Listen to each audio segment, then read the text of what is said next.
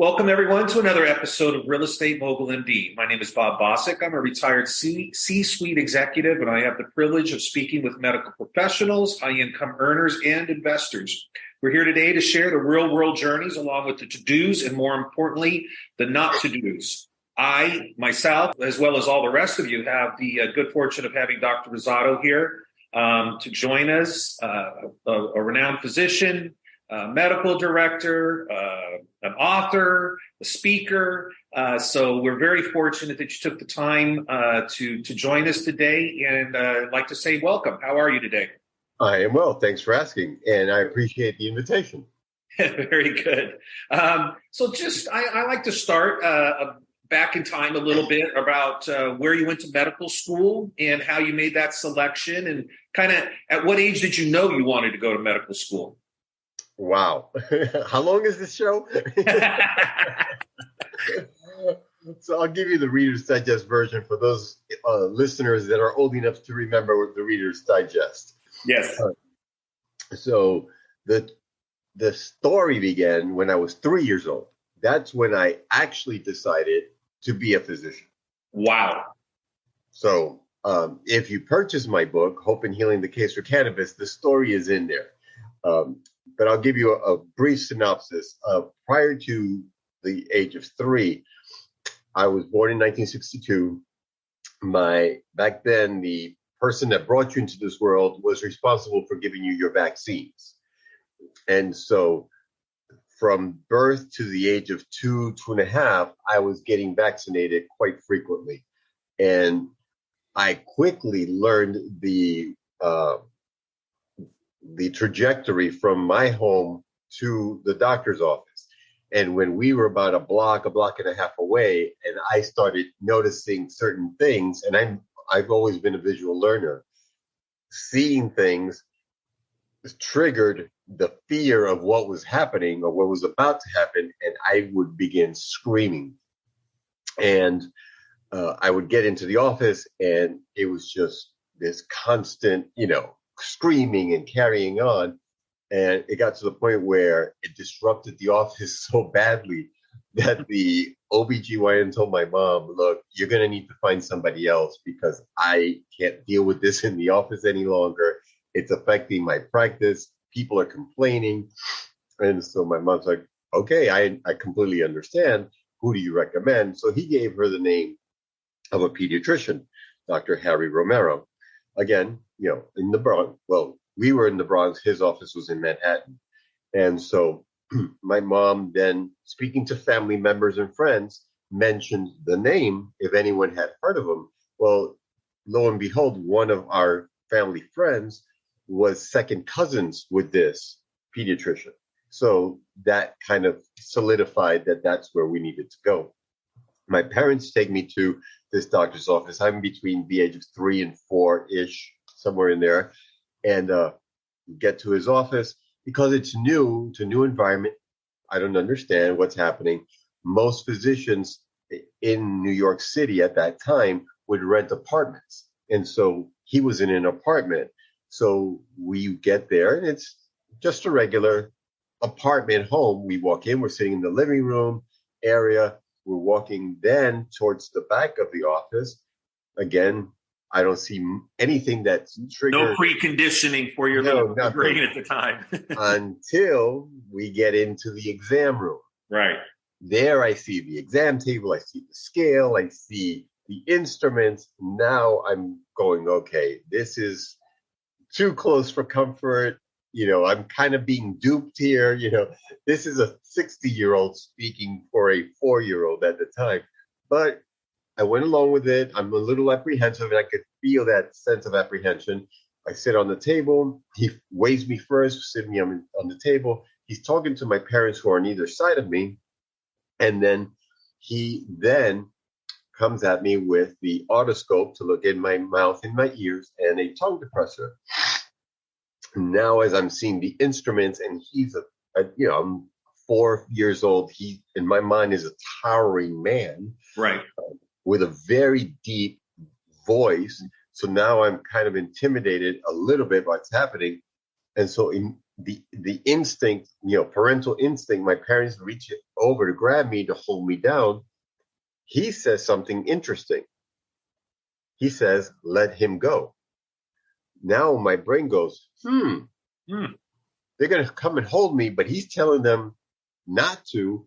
And they listened because they both stepped back. So now I'm like, this guy's really got power, Right.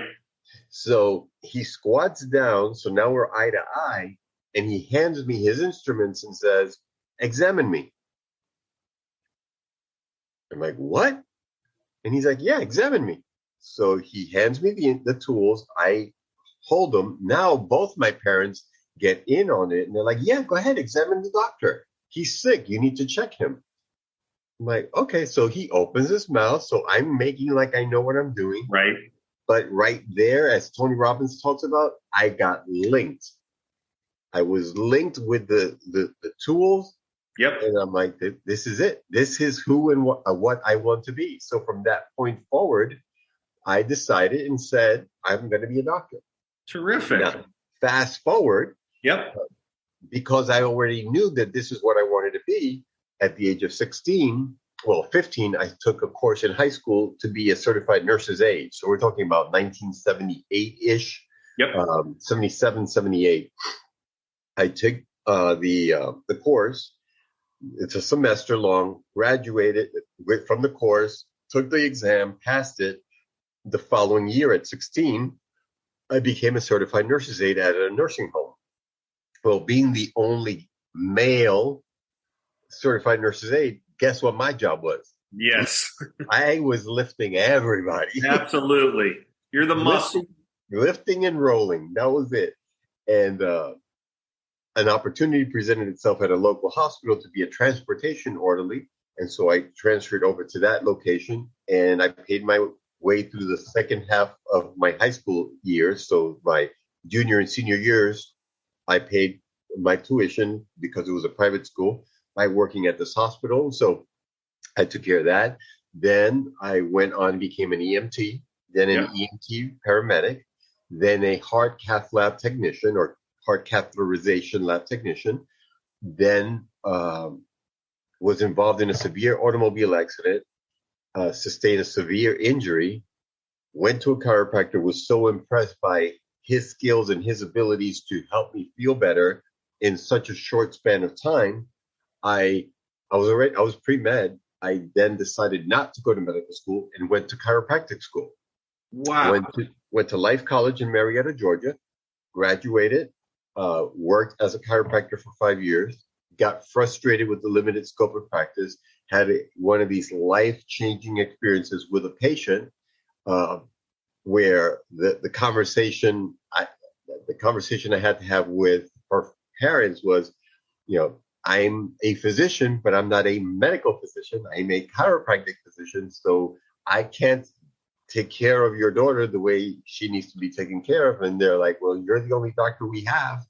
So that life-changing experience caused me to decide to go to medical school because medicine was now my sixth career. I was in my mid-30s because it was 1997 when I went back to medical school. So I'm 35 years of age.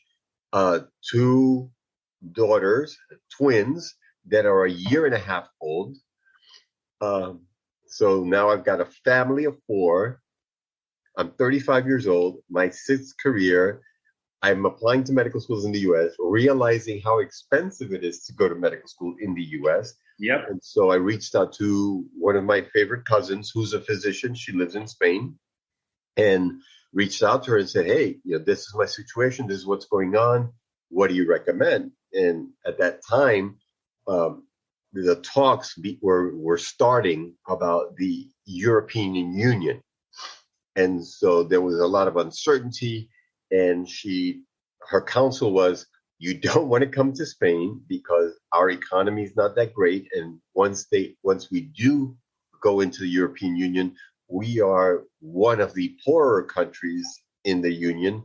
We're going to get absolved and too many things are going to happen. So I recommend that you do what I did.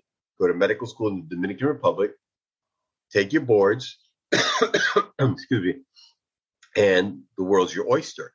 Right. And I said, bet, let's do it. I said, which school do you recommend? She said, well, these are the two I recommend. This is the one I went to. So I called both of those schools. I was living in Arizona at the time, traveled to the Dominican Republic, went to both of those schools, interviewed at both of them. And once I got to the school that she went to, it was really a no-brainer. I enrolled, paid my matriculation fee, and the rest was history. I started medical school. History.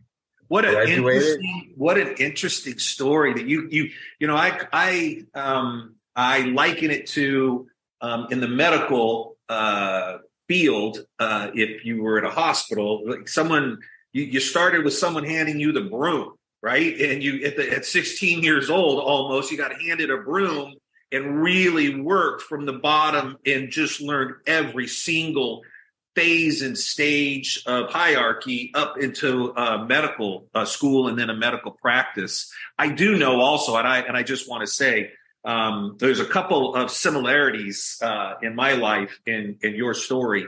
My father had gone to law school in the 70s and had graduated from law school and suddenly decided he wanted to be a medical doctor.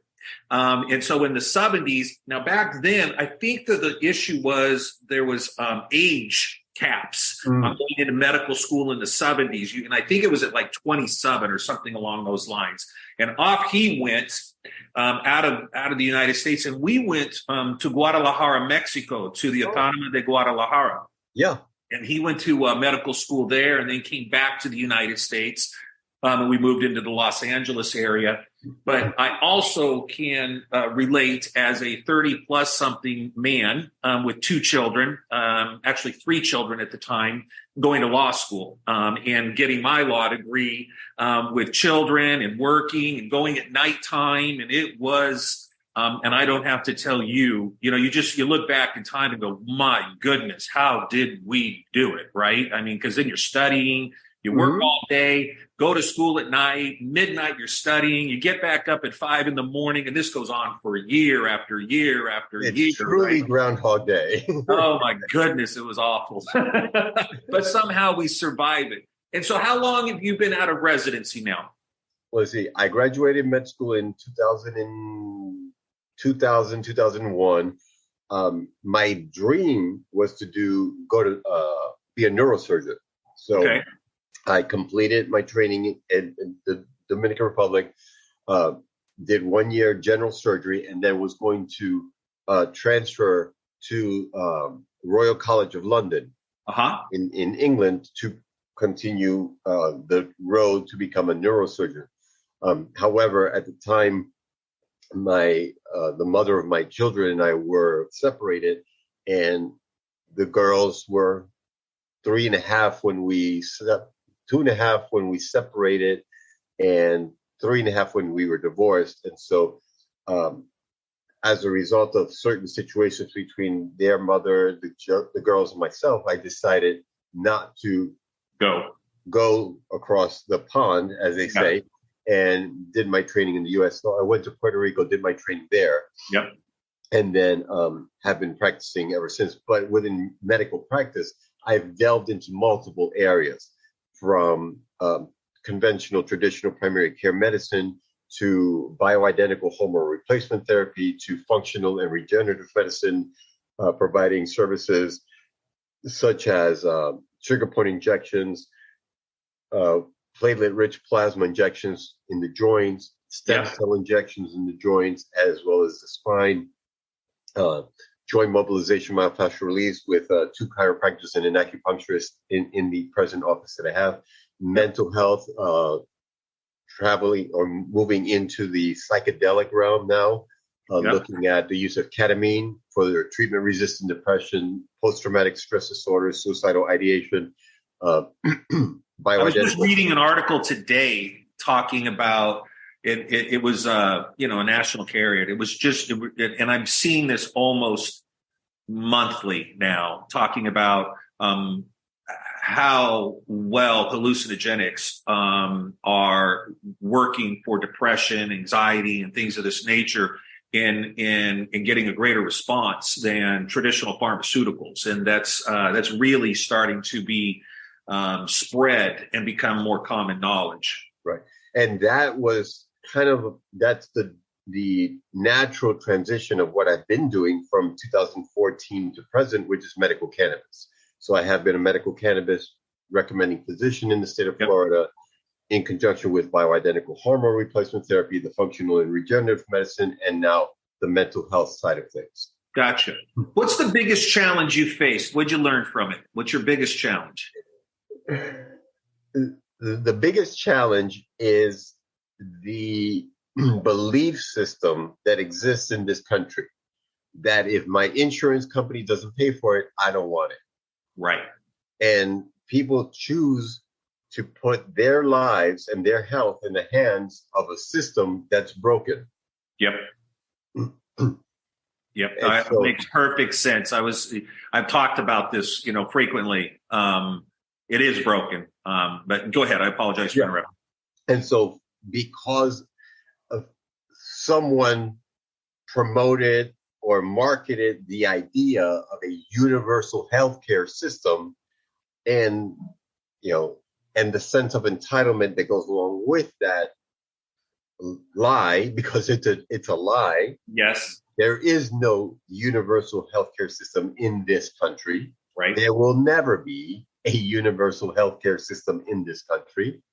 And so, but people have believed that, and they, for years, have been hearing this, tagline that your insurance company is here and your insurance company will respond for you and will take care of everything for you. And then they realize that, no, it's not true. And if you do have insurance, you're still responsible for a portion of it. And, oh, by the way, it's an agreement between you and your insurance company, not me and your insurance company. Right.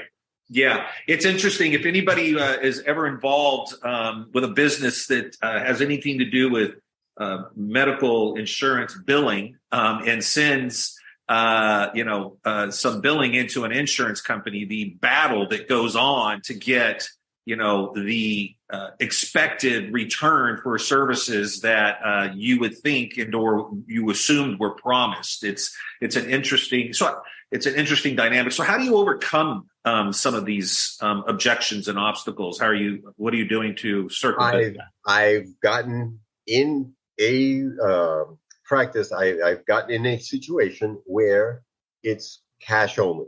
And anyone that comes to see me knows that it is cash only because, one, medical cannabis is federally illegal.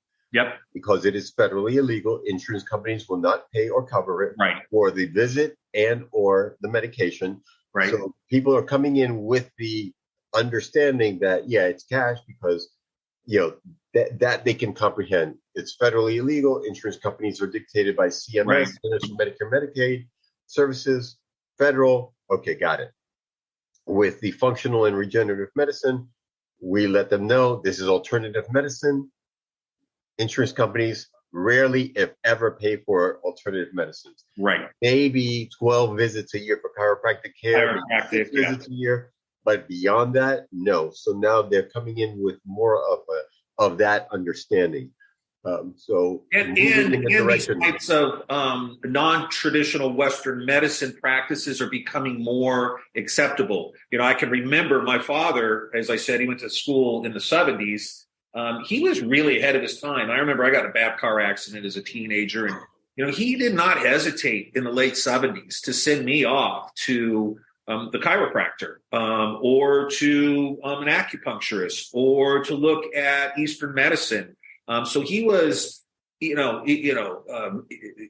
an interesting perspective when, and you would remember this going back to then, that was taboo. I mean, you were quite. Oh, yeah, he was way ahead of the game. Absolutely. Back then, the AMA had it in for the chiropractic profession. Absolutely. And there was a chiropractor in Chicago, Dr. Wills, who sued the AMA for all of the marketing and the branding that they were promoting to squash the chiropractic profession. Yes. So I mean, kudos to your dad. Yeah, no, it was interesting. So with all the years that you, excuse me, My allergies are bad today. Oh yeah. I'm in the Tampa area, and we've got a red tide issue going on here, Oh man. and respiratory and otherwise. Anyway, I need to get my Claritin, I think. With all the years invested to build your all these trips to school to learn and the knowledge in the field of medicine, it doesn't leave time for you to invest much, or it doesn't leave much time to invest in the future. So what are some ways you're taking control of that in your financial future? I've got a team because as Ford, when he was being interviewed and they wanted to prove that he was mentally unstable. Yes. And what is accredited to him, I don't know if it was true or not, I was not there, but he didn't know the answers, but he knew who knew the answers. And so same thing with me. I'm a physician by trade. It's all I've ever known, really. I mean, from the age of 16 to present, that's all I've done is something in medicine. Right. And yeah, I'll dabble and I'll read and I'll understand, but the nuances and the intricacies, I don't have the time, need, want, or will to invest in that. But I've gotten a team that supports me. And so I have counselors that delve and manage different areas. So I have a group that manages and deals with cryptocurrency and the nuances that deal with that. Traditional investments, whether it be stock market or tax-free municipal bonds. When I was a chiropractor, there was a guy, Whitehall Management, Greg Stanley, that promoted tax-free municipal bonds and look at that idea, mutual funds. So I have different groups that handle each area, and no one knows of each other. I'm kind of like the gatekeeper. So I listen to what everybody has to say, and then based on their input, then I'll make a decision and a determination what I'm going to do. But very good. Actual hands-on, not just no, but hell no. Yeah. If you could go back in time, what would you tell your 30-year-old self? Start investing younger. Yeah. And is there a particular area or vehicle that you would recommend to somebody as a physician to invest when they're investing early on? Well, that reminds me of a movie. I don't know if you remember The Graduate. Yeah. When they said plastics, remember? Yes. There's that one line. Yes. Like, what should I say? Plastics. Plastics. My 60-year-old going back 30 years and talking to my 30-year-old. So we're looking about, I had just graduated chiropractic school. So we're looking at 1992. Yep. So 1992, I would have started investing at a younger age, drive into his brain the idea of compounded interest and how that is truly a game changer, and things to focus on invest, such as I was a chiropractor at the time, and I went to a very regimented chiropractic college that was very pro chiropractic, straight versus mixers, et cetera, et cetera. Right. But I would have educated my 30-year-old to look at pharmaceuticals. Very good. Investing in the pharmaceutical industry, the larger pharmacies and pharmaceutical industry, because what has happened from over the past 30 years in big pharma, it's crazy. Yeah. It's just crazy. So I want to be respectful of your time. I've consumed a majority of it, as I knew I would, because I find you so interesting. Tell the listeners where, in some ways, if they wanted to reach out to you and connect with you, that they could. Your books you've authored. What are some means or mechanisms for them to reach out to you? The fastest and easiest way to find me is through the internet. Obviously, I'm all over social media, but the best place to start is my website, which is very easy. JosephRosadoMD.com. JosephRosadoMD.com. That is my website. And on that website, you'll have all the links to all of the social media platforms where I am active. Facebook, Instagram, LinkedIn. I also have a YouTube channel, so that's on my website. The YouTube channel is called the Dr. Rosado Show. So that's there. I've got multiple videos on my YouTube channel that are both in English and Spanish, being bilingual and bicultural. So Yep. they're in both languages. The same thing with my book. There's a link on my website for my book, but it's also available on Amazon. It is an Amazon bestseller. And I'm celebrating the 4-year anniversary of my book this week. It came out on 4/19, but opened to the public on 4/20. That was not an accident. That was intentional. For those of you that don't know what 4/20 is, Google it. Google it. You'll understand. There are a lot of stories, but there's really one true story based out of some gentleman in Northern California. But so my book came out. It's called Hope and Healing, The Case for Cannabis. It is available paperback, hardcover, English, Spanish, as well as Kindle and audio. So that's available on Amazon as well as other bookstores, book outlets. So that's pretty much the easiest way, is going to my website. From my website, you can click on all of the different links, and those will direct you to each one of my social media platforms, including my YouTube channel. And then in YouTube, you can also find interviews I've done with Montel Williams, as well as Jordan Belfort, the Wolf of Wall Street. Yes. Some presentations I've done in Canada as well as other countries, and other interviews I've done as in English as well as in Spanish. Very good. Dr. Rosado, thank you so much for joining us today. It's been a real pleasure. You're fascinating story, an interesting man, and I've appreciated our time today. Thank you very much. The pleasure was mine, sir, and I look forward to doing this again in the future, where we can delve into other areas that I'm playing in. All right. I will absolutely do that. Thank you. Thank you. Bye-bye. Bye.